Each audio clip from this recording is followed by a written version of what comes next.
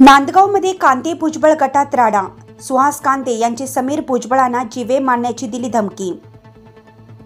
नांदगाव विधानसभा मतदारसंघात अपक्ष उमेदवार समीर भुजबळ आणि शिवसेना शिंदे गटाचे उमेदवार सुहास कांते यांच्या गटात जोरदार राडा झाला।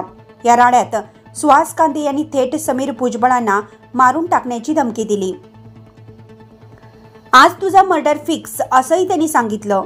त्यामुळे नांदगाव मतदारसंघात मोठी खळबळ निर्माण झाली। सुहास कांते यांनी आणलेल्या मतदारांची बस समीर भुजबळ यांनी अडवल्यानंतर हे दोन्ही उमेदवार आमने सामने आले। यानंतर हा राडा झाला।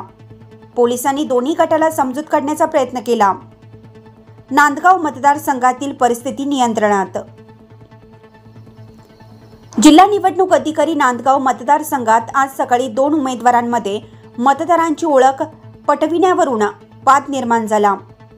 तेथे पोलीस पथक वेळीच दाखल झालं असून लोकप्रतिनिधित्व कायद्यान्वये कार्यवाही सुरू करण्यात आली आहे, अशी माहिती जिल्हा अधिकारी तथा जिल्हा निवडणूक अधिकारी जलज शर्मा यांनी दिली आहे।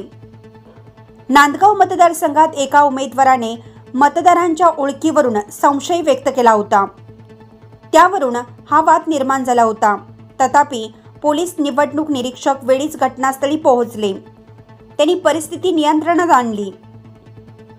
तसेच लोकप्रतिनिधित्व कायद्यांसह आदर्श आचारसंहितेनुसार कार्यवाही सुरू करण्यात आली आहे। मतदारांच्या ओळखीबाबत उमेदवारांना संशय असेल तर मतदान केंद्रावर मतदान अधिकारी ओळखपत्र पाहून मतदारांची ओळख पटवतात।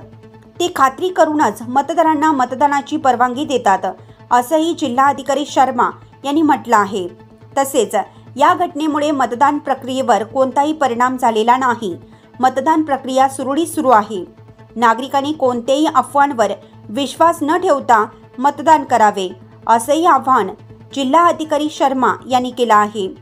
लोकमान्य न्यूजसाठी संचालक लक्ष्मीकांत शिंदे, नांदगाव विधानसभा मतदारसंघ।